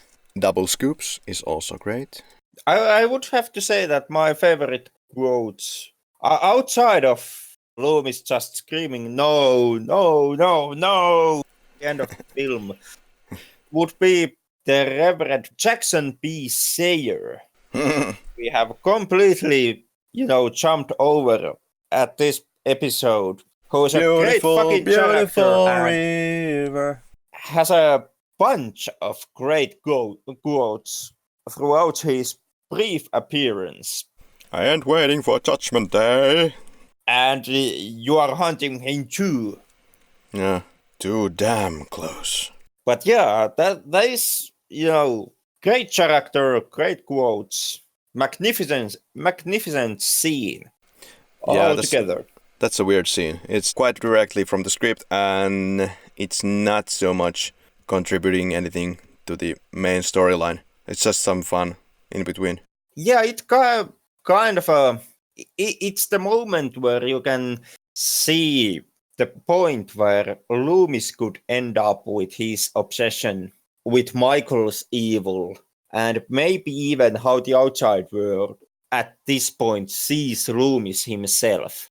Yes. And it's kind of like Loomis looking at a twisted mirror. And it's also the only scene in the whole goddamn franchise where Loomis actually has a relaxing, happy moment. Mm-hmm. The one time you see Loomis smile and just relaxing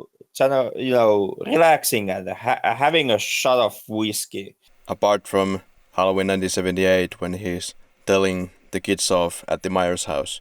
God, yeah, I forgot the Lonnie scene. Yeah, get your ass away from there. Okay, yeah, the second time in this franchise you see Loomis smile. But even in the Lonnie scene, Loomis is not relaxed and not completely happy. Yep. Other quotes from Halloween 4. 132, this is 134 over. I don't know, this was my favorite quote from Halloween 4 when I was a teenager. Something stupid that kids like to laugh at. It's the cop that comes to the Meeker house after Meeker has arrived to his house. And last but not the least from me is Rachel screaming, "Leave us alone! God, leave us alone!" Like that would help anything. Well, you can always try. Yeah, totally wasting her time. Yep. So let's wrap up Halloween 4. What do you think of Halloween 4 on the whole? Would you recommend Halloween 4? The return of Michael Myers? I would recommend the return of Michael Myers. Even with its faults, even with quite bizarre editing mistakes that are visible in the final print, I still think that it's still a strong enough movie to be part of this franchise. And it's still a movie that I find a lot of enjoyment out of, and not in any kind of a weird, ironic way. There are still a lot of scenes I like, which I think which are quite goodly pulled off. And I enjoy a lot of all the aspects that tie into the last minutes of Halloween 4, with Jamie trying to connect with his uncle and then losing herself to the same madness that her uncle has, which I always kind of has seen as a statement that you can't run away from your genetics and you can't escape the inevitable. So yeah, I would recommend Halloween 4. Yeah, like said previously, I see a lot of problems with Halloween 4. It's far from perfect. McElroy had limited time to make the script. Dwight Little had a vision and he was trying to get to the mood of the original Halloween. I get that and I can respect that, but there's so many problems. There's a problem with the mask. There's a problem with the portrayal of the Michael Myers character. There's a problem with the cinematography, even though there are some moments that I do like in the lighting aspect, but on the whole it looks a little bit bland. I do like the characters. The characters are really well made. I have to say, I like Rachel, I like Jamie, I like obviously some Loomis, I like Meeker, I even like Brady and Kelly. Those are really well built, that you can really care about these characters.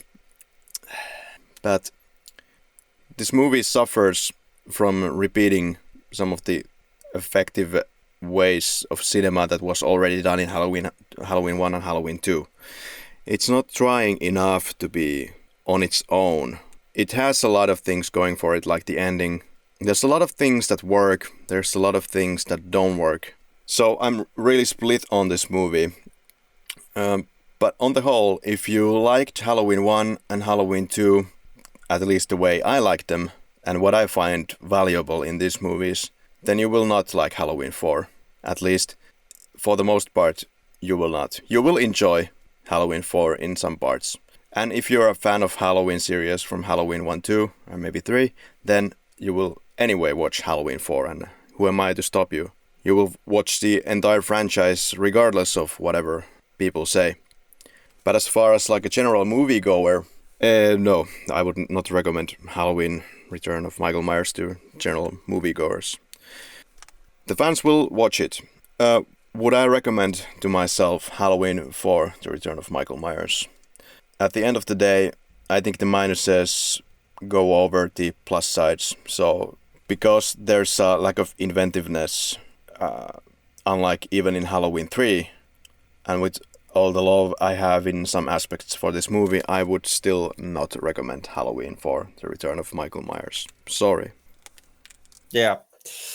The episode where you refuse to recommend perfectly solid horror movie simply because one guy's walk. We have reached that point here. Not only. Should I repeat all the points that I just said? You can try to repeat all the points, and the only point I will actually hear and take notice of is when you comment on the dude's walk. What can I say? I mean, yeah, we can end this episode with you being a horrible person. I realize totally the backlash that is going to probably come from me saying this, and I realize that I'm against the majority of people who have watched this movie, but just no.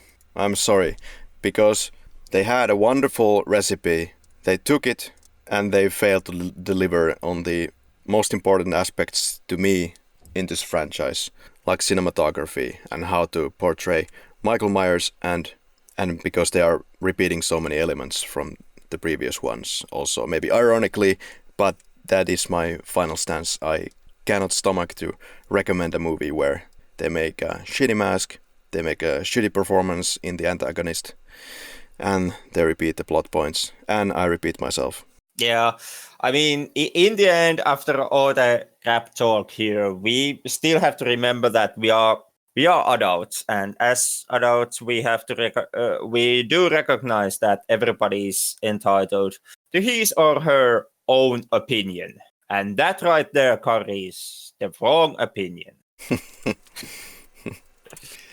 I feel a little bit bad about this decision myself, but since we got this system, recommend or not to recommend, give a thumb or give a toe, or whichever. Sorry, no. Can't stomach this movie. When you put it against Halloween 1 and 2. No, just no. Just no. Fair enough. Everybody is entitled to do some crime against the visual arts. Did you want to make some final comments about Donald Pleasence's makeup? Except that it kind of weirdly changes throughout the movie and throughout the scenes, from having a burn scar on your face to having an egg on your face.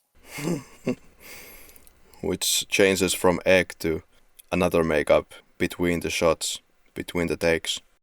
Yeah, like I said, weird editing mistakes, which are still visible on the final product. Like I said, weird problems with this Halloween 4 crew throughout. Yeah, there were a lot of noble attempts with this movie. The first attempt of Loomis's burnt scar is not one of them. It's a complete fucking joke, actually. Yeah, was it his girlfriend at the time that said, "Hey, it looks like you have an egg in your face"? Yeah, Loomis. There was some magazine article that had some behind-the-scenes photos, and Pleasence's girlfriend noticed one of those photos and pointed out to Donald that it looks like you have an egg on your face, and Donald also completely got scared by seeing that and demanded that the scar will be changed. Yeah. But I'm certain that there is some intern at the props department that was really proud of his or her work with that scar. Yeah. Hopefully that person does not work on film anymore. Well, if it was Ken Horn from the makeup department, then... Yeah, then in that case, yeah, he does not work on film anymore. Yeah, I heard that this was his last movie and he quit after this, and, well, I don't know if he did such a bad job here that he would not be taken into new projects after, but he decided that this is the time where I end my career. And this is the part where I started to end the podcast. Thank you very much for joining us, and you can find us online on facebook.com/theflicklab, twitter.com/flicklab, and YouTube The Flick Lab, Instagram The Flick Lab, and as my friend Henrik would say, you can find us on the internet. And me from the gutter.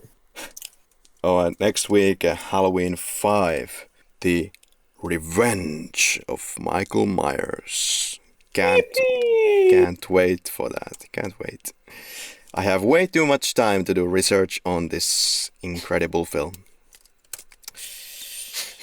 I have way too many excuses to try to avoid re-seeing this incredible film. Well, hey, even if this is one of our most beloved series, I believe, it's good that we are pushing the boundaries now that we are actually grown adults and seeing these movies for what they are and trying to get through this and then maybe try something more qualified. Yeah, who knows? Maybe like with Season of the Witch, visiting it now or seeing Halloween 5 now, maybe I have grown more softer to it. No. Throughout these years. Nah. You never know, Maybe that ends up happening. Jamie's supernatural contact with his uncle. Or maybe not. Maybe not. Maybe that really does not end up happening. We'll find out next week. Tune in then. Bye. Bye.